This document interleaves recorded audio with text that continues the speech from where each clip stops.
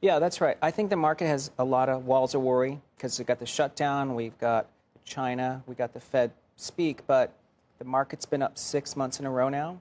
Only 6 times since 1928 that's happened.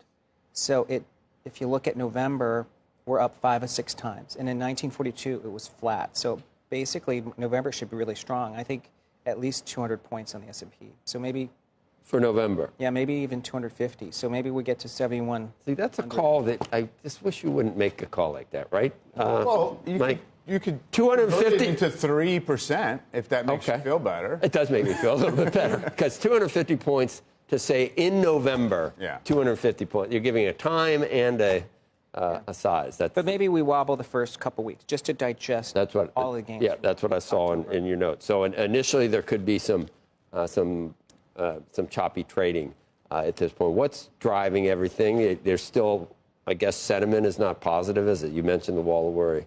Yeah, I mean, if you look at it, like AAII, the average sentiment this year is still minus 11.5, like net solidly bearish.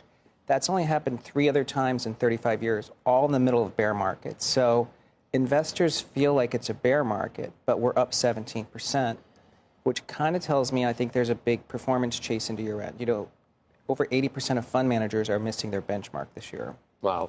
And you don't care about not having government data because does the market ever really wait for government data? Or it sort of sniffs it out, doesn't it? Yeah. The all-knowing market. That's right, because, you know, we have good Fed futures to look at what's implied for inflation. You know, the Fed looks at the bond market. The bond market figures things out before the data comes out. I do think the inflation is probably falling a lot faster than everyone expects. I mean, you can look at true-flation, and we're down to sub 2% inflation, excluding housing. Shelter, yeah.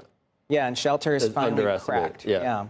Because that CPI number was, it was just barely cooler than expected, wasn't it? Yes, but the shelter piece is now at 0.16 month over month. That's at 2% year over year. That level would bring core inflation down sharply. And over 54% of the CPI components are now deflating.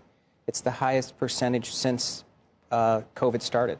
It seems, Tom, that the markets have, largely because of what you're describing, moved on from the inflation watch. Yeah. They've kind of put that aside as maybe the forefront risk, and much like the Fed has been dragged to doing, wondering about downside risk to growth. I mean, if you just look at things like the reaction of home builder stocks, consumer cyclicals, regional banks, just to that hawkish cut by Powell last week, it seems like it's not hard to get the market a little bit uneasy about, you know, just exactly what kind of a soft patch this is, even if we have confidence that maybe it firms up into next year. So how does that play into the overall action in the index and what you expect from the market? Yeah, I mean, I think there is something the market's trying to figure out, which is AI is consuming jobs, but that's turning it into profits for corporates. So, like, profits are expanding. And then we have profit margins have actually been going up in the middle of tariffs. So how are companies able to take 70% of the tariff hit, but margins are going up? So there must be a productivity boom somewhere. And then we have, like you said, $7 trillion of cash on the sidelines, but we have high rates. And so the Fed, I kind of think, is trying to not overheat the economy. But we know that, you just point out, like, housing's in big trouble. So I would say it makes sense if inflation's in a good place and jobs aren't really strengthening for cuts to happen, and that would be really dovish. So I think that sort of comes together before the end of the year. Andrew. Hey, Tom.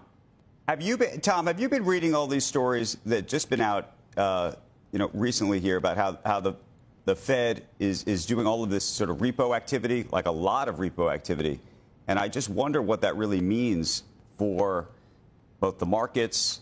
I mean, this is a ton of money. I mean, it looks like something like $30 billion just to ease liquidity concerns. This is, past couple of days kind of thing.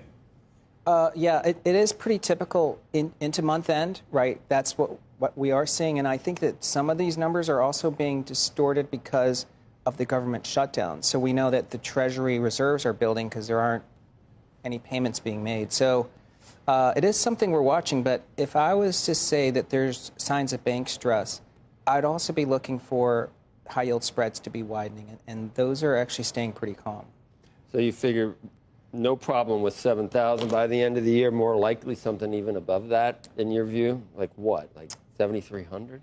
Yeah, I mean, maybe 7,300, 7,500. 7,500. Yeah, so we still, in December, we would build on those November gains. See, Santoli's like, no way. No, I don't say no way. I'm open-minded to how far bull markets can go, right? Strong years end strong. We all know about that. The one piece of it I think it's worth kind of struggling with a little bit, though, Tom, is you can look at the AAI surveys, kind of what people are saying, and then you see, equity exposures in, Bank of America private client accounts are basically at their highs, right? So people have kind of, in aggregate, been riding this to some degree. And then you see a lot of what we've talked about in the last several months of, this kind of upwelling of speculative action in non-profitable tech stocks, low-quality equities leading. That's not the Mag 7. That's like a lot of other marginal stuff. So how do you jibe that with that sense that people are still skeptical?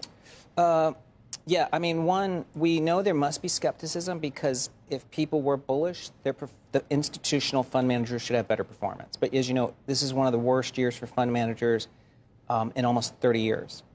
I think that there is also kind of problems in private markets. So I think private credit is doing terribly, and I think a lot of LPs in alternative funds, whether it's venture or private equity, are pretty disappointed by the returns, like the 5 years into now. But the stock market's done well. So I think that there is bearishness because like private equity hasn't come through and fund managers are doing badly. But you're right, the ones who stuck with public stocks are doing well. Going out on a limb there, too, because it's weak again today, 107. Go below 100 or no? I mean, if I look at everything since October 10th, because that was the biggest liquidation, yeah it was like almost a miniature rupture, like a tsunami. We're only a couple weeks from that, so I think the market is consolidating. But if I look at fundamentals, right now fundamentals are leading price. So I think eventually we consolidate and then we rally into year end. To where, 150? Yeah, I think we could still get to 150, 200, and then something like 7,000.